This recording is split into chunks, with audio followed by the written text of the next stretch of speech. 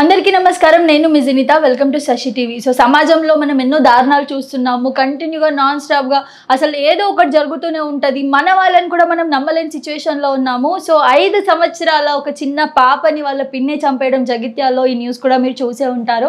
So అదే అసలు మన వాళ్ళని కూడా మనం నమ్మలేము. అసలు మనం మాత్రమే సేఫ్. మన పక్కన ఎవ్వరు ఉన్నా, ఫ్యామిలీ మెంబర్స్ ఉన్నా, అన్న ఉన్నా, తమ్ముడు ఉన్నా, డాడీ ఎవరున్నా సేఫ్ కాదు అన్నది అయితే మనకు క్లారిటీగా అర్థమవుతుంది. ఎందుకంటే గతంలో కూడా మనం చూస్తున్నాము.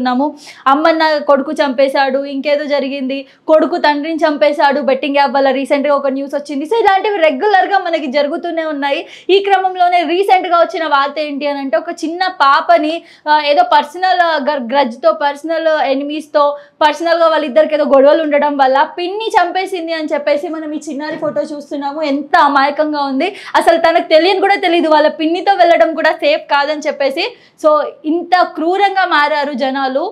సో దీనికి సంబంధించి పూర్తి వివరాలు కూడా తెలుసుకుందాం. సో ప్రస్తుతం మనతో పాటు అయితే సీనియర్ జర్నలిస్ట్ ఉన్నారు, వారితో ఒకసారి కాల్ కలుపుదాం. ప్రస్తుతం అయితే సీనియర్ జర్నలిస్ట్ మనతో కాంటాక్ట్లోకి అయితే వచ్చారు. అసలు ఏం జరిగింది, జగిత్యాల్లో వాళ్ళ పిన్నే చంపింది, దానికి కారణాలు ఏంటి, 5 years పాపన్ అనేది అయితే క్లారిటీగా తెలుసుకునే ప్రయత్నం చేద్దాం. హలో హలో నమస్తే అండి. నమస్కారం అండి. సో ఏం జరిగింది పూర్తిగా మీకు అంతా తెలుసు కదా, ఇన్ఫర్మేషన్ అంతా కూడా. జగిత్యాల్లో అసలు 5 years పాపని చంపడానికి గల కారణాలు ఏంటి? అయితే యాక్చువల్లీ జగిత్యాలలో వాళ్ళ పిన్ని ఆ పాప ఆడుకోవడానికి వెళ్ళింది ఈవినింగ్ టైంలో. ఓకే. ఈవినింగ్ టైంలో పాప ఆడుకోవడానికి వెళ్ళింది. ఎంత చూసినా పాప కనిపించట్లేదు అని చెప్పేసి ఫ్యామిలీ వెతకడం స్టార్ట్ చేసింది. ఓకే. సో ఆ పక్కనే ఉన్న ఒక ఇంట్లో బాత్రూమ్ లో పాప రక్తపు మడుగులో పడి ఉండడం అయితే గమనించారు.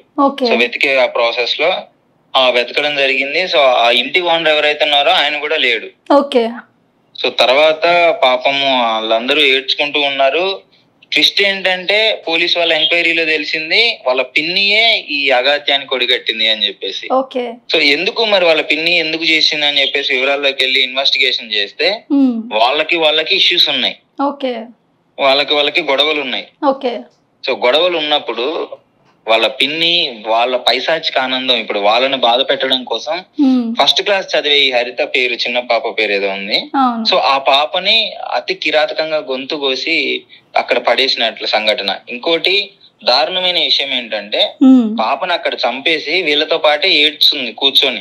హాస్పిటల్ దగ్గర కావచ్చు, వాళ్ళందరి ముందు ఏడ్చినట్టు యాక్ట్ చేస్తుంది. పోలీస్ వాళ్ళు ఎంక్వైరీ చేస్తున్నారు, అన్ని చెక్ చేస్తున్నారు, ఇంకా లాభం లేదని చెప్పేసి ఆ పోలీస్ డాగ్స్ ని తీసుకొచ్చినప్పుడు ఏమైందంటే, అప్పుడు ఆమెకు భయం స్టార్ట్ అయింది. భయం స్టార్ట్ అయ్యి వెంటనే గంటకి వెళ్ళి డ్రెస్ చేంజ్ చేసుకోవడము రావడము. ఆ కుక్కలకి దొరకకూడదన్న ఆలోచనతో ఆమె ఈ విధంగా చేసింది. సో పోలీస్ వాళ్ళకి డౌట్ వచ్చింది, ఏంటి ఈ విధంగా చేస్తుంది అని చెప్పేసి వెంటనే సీసీ కెమెరాలు అయితే చెక్ చేయడం జరిగింది. సో సీసీ కెమెరాలు చెక్ చేసిన తర్వాత ఏమైనా అనుమానంతో కూర్చోబెట్టి ఎంక్వైరీ చేస్తే మొత్తం నిజాలన్నీ బయటకు వచ్చినాయి. ఓకే. అయితే ఇప్పుడు ఇదంతా మనం చూస్తున్నాము, చాలా షార్ప్ గా చేసింది, దొరకననుకుందో ఏంటో తెలియదు. మొత్తానికి తన కూడా ఇప్పుడు జైలుకి వెళ్ళి ఉండాలి. ఒక బాలిక, చిన్న పాప, తనకు ఎంతో ఫ్యూచర్ ఉంది, తనని చంపేసింది. ఇదంతా మనం పక్కన పెడితే వాళ్ళ పర్సనల్ కుట్రల కోసం, వాళ్ళ పర్సనల్ గొడవల కోసం చిన్న పాప ఏం చేసింది, అసలు ఆమెను చంపడం అనేది ఎంతవరకు కరెక్ట్? ఇప్పుడు అదే మీడియా మొత్తం పాపం చాలా మంది, అంటే అసలు ఎవరికి ఇప్పుడు జనరల్ గా ఒక హత్య జరిగింది అంటే బయట ఏ సంబంధం లేని మనమే చాలా బాధపడతాం, అయ్యో అన్యాయంగా ఒక ప్రాణం పోయింది అని. అలాంటిది సొంత పిన్ని అంటే తల్లి తర్వాత తల్లిలా చూసుకోవాల్సిన వ్యక్తి. అలాంటిది ఈమె ఇంత క్రూరంగా ఎందుకు మారింది అని చెప్పేసి వాళ్ళు విచారణలో పోలీసు వాళ్ళు కూడా చాలా దిగ్భ్రాంతానికి గురయ్యారు. ఇంకోటి వాళ్ళ మదర్ తో ఏమైనా ఇష్యూస్ ఉంటే అయిపోయింది. వాళ్ళు చాలా పేద కుటుంబం. వాళ్ళ డాడీ దుబాయ్ వెళ్ళి కూలి పనులు చేసుకొని డబ్బులు సంపాదించుకొని అనేక కష్టాలు పడి వాళ్ళకి కుటుంబాన్ని జాగ్రత్తగా చూసుకుంటున్నాడు. ఇప్పుడు ఆ కుటుంబానికి తీరని లోటు, కన్న కూతురు 5 సంవత్సరాల పాప ఏదో ఒక చిన్న అనారోగ్యంతో చనిపోతేనే తట్టుకోలేరు. అవును, అదే అసలు ఆలోచిస్తుంటే కూడా చాలా బాధగా ఉంది. పాపం మా అమ్మాయి కూడా అమాయకంగా ఉంది. పాపం మా చిన్న పిల్లకి ఏం తెలుసు మన పిన్నితో వెళ్ళినా మనం సేఫ్ కాదని. వాళ్ళు మన వాళ్ళు అంటే మనం చాలా సేఫ్ గా బ్లైండ్ గా వెళ్ళిపోతాం ఎవరితో అయినా ఎక్కడికైనా. అవును కదా. సో చాలా బాధ నిజంగా. సో మరి ఇప్పుడు సొల్యూషన్ ఏంటి? ఇప్పుడు ఆ పిన్ ఎక్కడ ఉంది? సో ఈ రోజుల్లో పోలీస్ వాళ్ళు కస్టడీలోకి అయితే తీసుకున్నారు. మరి ఎలాంటి శిక్షలు పడాలి, ఇంకా ఏంటి రీజన్స్ ఏంటి అనేసి పోలీస్ వాళ్ళు అయితే ఎంక్వైరీ చేస్తూనే ఉన్నారు. సో ప్రాపర్ రీజన్స్ ఏంటి, ఇదేనా లేదా ఇంకేమన్నా రీజన్స్ ఉన్నాయా, లేదు ఇంకెవరితో ఉన్న మర్డర్ చేయించిందా, ఈమె ఇంక ఇన్వాల్వ్ అయ్యిందా అని చెప్పేసి మొత్తం ఇన్వెస్టిగేషన్ అయితే చేస్తున్నారు. సో ఇంకోటి, ఇలాంటి సంఘటన జరిగినప్పుడు మన చట్టరీత్యా చట్ట వ్యతిరేకంగా ఆలోచించాల్సి వస్తుంది. అసలు ఇలాంటి వాళ్ళని నడి రోడ్డు మీద ఉరిదీయాలి, చట్టపరంగా వెళ్తే ఇలాంటి వాళ్ళకి జైల్లో కూర్చోబెట్టి ఆ భోజనాలు పెట్టి 3 పూట్ల మేపుతున్నారు, ఇట్లా జరగకూడదు, చట్టపరంగా నడి రోడ్డు మీద ఉరిదీస్తేనే ఇంకా ఎవరైతే చేయదలుచుకున్నారో అలాంటి వాళ్ళకి భయం వచ్చింది అనే థాట్ లో ఆలోచించాల్సి వస్తుంది. అసలు ఇలాంటి సంఘటనలు రిపీటెడ్ గా జరుగుతున్నాయి. రీసెంట్ గా మనం చూసాము, బెట్టింగ్ యాప్ వల్ల కొడుకు తండ్రిని నమ్మించి బయటకు తీసుకెళ్లి కళ్ళకు గంతలు కట్టి చంపేయడం జరిగింది. ఇప్పుడు ఇది గొంతు కోసి చంపేశారు. రీసెంట్ గా ఏదో మదర్ వీళ్ళు కూడా చంపుకున్నారు. అంటే కంటిన్యూస్ గా ఫ్యామిలీలు కూడా అదే మనము చూసాం కదా, బ్రహ్మం గారి చరిత్రలో చెప్తారు, ఫ్యామిలీలే తన్నుకు చేస్తాయని చెప్పేసి. అలాగే అయిపోయింది కదా ప్రెసెంట్. ఇలా జరుగుతుంది. ఎందుకు? దీనికి రీజన్స్ ఏంటంటే గత 5 సంవత్సరాల ముందు ఇలాంటి ఇన్సిడెంట్లు చాలా తక్కువ, మాక్సిమం మనం చూసి ఉండము. ఈ కరోనా తర్వాత ఏమైందంటే బంధాలకి బంధుత్వాలకి అసలు విలువలు లేకుండా అయిపోయింది. ఇష్టం వచ్చినట్టు ఎవరి పనులలో వాళ్ళు ఉంటున్నారు. తల్లికి తేడా తెలియట్లేదు, కూతురికి ఏమి బంధాలకు విలువ లేకుండా ఎవరిని పడితే వాళ్ళు చంపుకుంటున్నారు. ముఖ్యంగా అనుబంధాలు తగ్గిపోయాయి. ఫ్యామిలీతో కొంచెం టైం స్పెండ్ చేయాలి. ఆ పిల్లలకి ఆ ఫోన్లు అయ్యే అలవాటు కాకుండా పిల్లలు ఏం చేస్తున్నారో మనం కూడా చూసుకోవాలి. చాలా వాటికి ఒక రకంగా పేరెంట్స్ నెగ్లిజెన్సీ వల్ల కూడా చాలా ఇన్సిడెంట్లు ఈ విధంగా జరుగుతున్నాయి. సో వీటన్నిటిని దృష్టిలో పెట్టుకోవాలి. పోలీస్ వాళ్ళు కూడా ఎలాంటి చర్యలు జరిగినప్పుడు కఠినంగా శిక్షించే ప్రయత్నం చేయాలి. ఆ క్రైమ్ ని వాళ్ళకి శిక్షని కూడా 10 మందికి తెలిసే విధంగా ఉండాలి.